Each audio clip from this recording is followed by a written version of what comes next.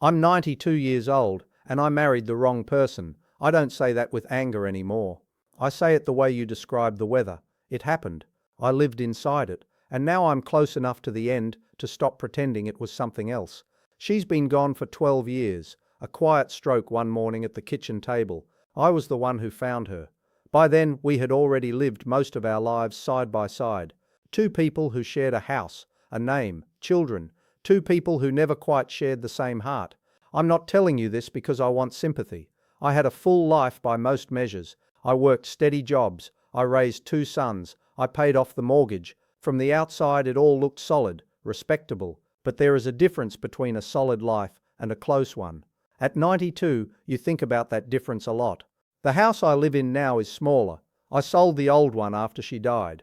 Too many rooms holding too many versions of us. These days, I sit in a chair by the window most afternoons. I watch cars pass. I watch the light move across the floor. Sometimes I catch myself talking out loud, as if someone is still in the kitchen listening. Silence is loud when it has years behind it. When I was 24, I didn't think about silence. I thought about getting ahead. I had grown up poor, not hungry, but close enough to it that I could feel it. My father worked hard and came home tired.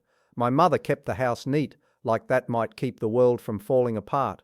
Love wasn't something we discussed. It was something you assumed, if the bills were paid. I met her at a church social. She was pretty in a careful way.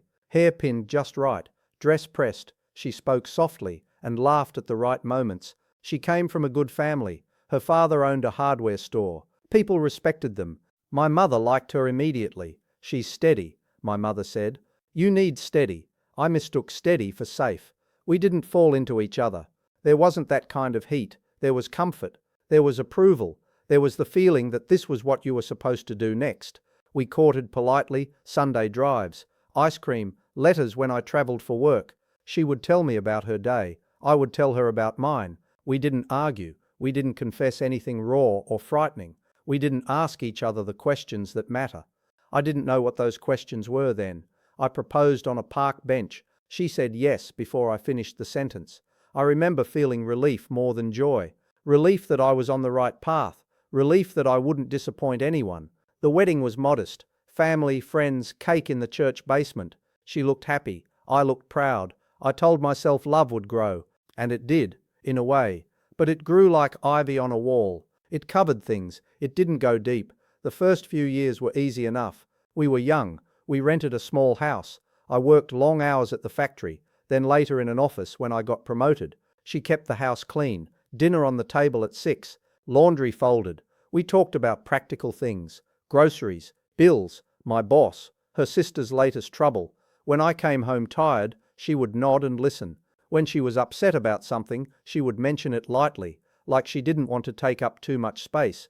There was a carefulness between us. Our first son was born when I was 29. I remember holding him and thinking, now this is what it's about. A family, a purpose. I loved my boys. That was never in question.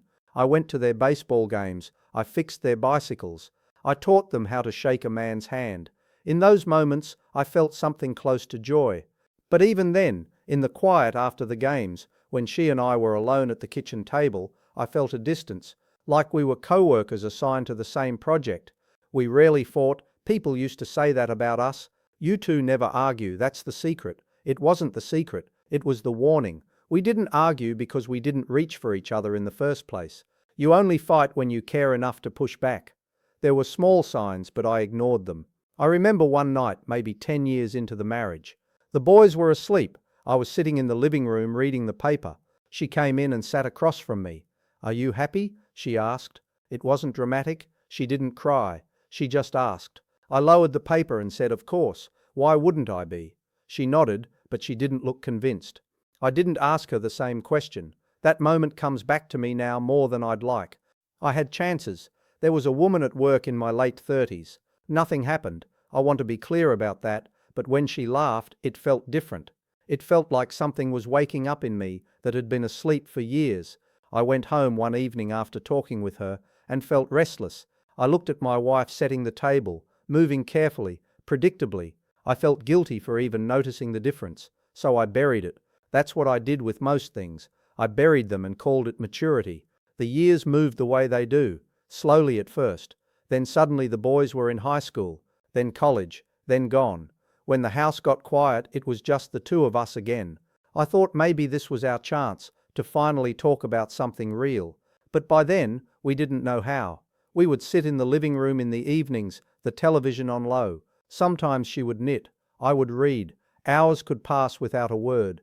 Not tense, just empty.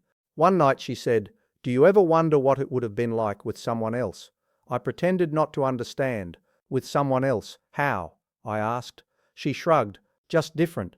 I said something about how that was foolish talk. We had a good life, healthy children, a paid-off house. What more did anyone need? She didn't argue. She just nodded and went to bed. Looking back, I think she was braver than I was. She at least named the emptiness. I hid behind responsibility. People admired us. That's the part that still stings. We were the couple others pointed to.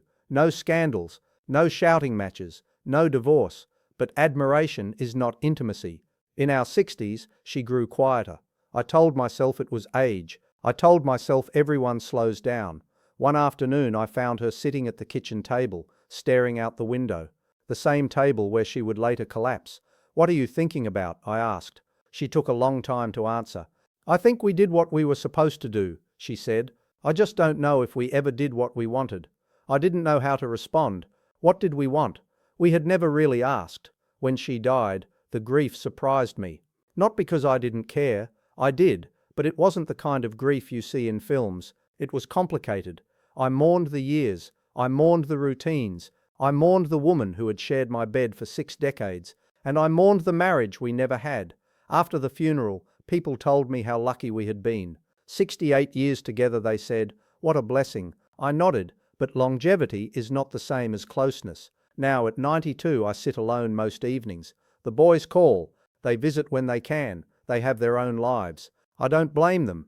I think about that young man on the park bench proposing because it felt right on paper, because everyone approved, because he was afraid of being alone or disappointing his family. I don't think he meant harm. He just didn't know that choosing the wrong person isn't about choosing someone cruel.